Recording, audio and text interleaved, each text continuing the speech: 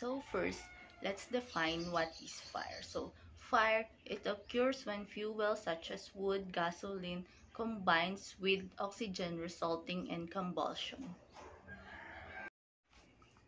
To prevent fire, you can install a smoke alarms. Install smoke alarms on every level of your home, including outside sleeping areas. Test them monthly and replace the batteries if they aren't working. Place an escape. Create a fire escape plan with your family and practice it twice a year. Inspect electrical systems.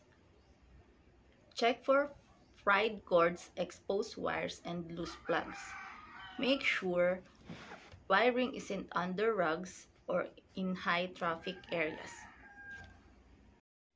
Store flammable materials safely.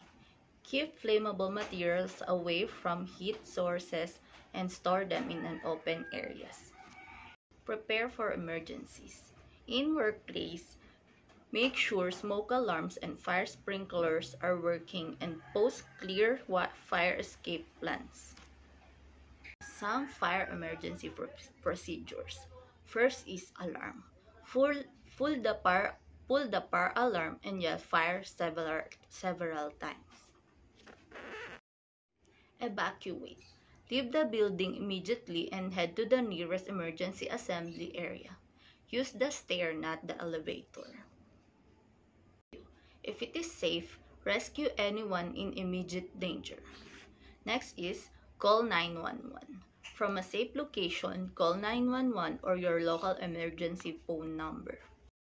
Use a fire extinguisher. If the fire is small and contained, you can use fire extinguisher. Pull the safety pin, aim at the base of the fire, squeeze the trigger, and sweep from side to side.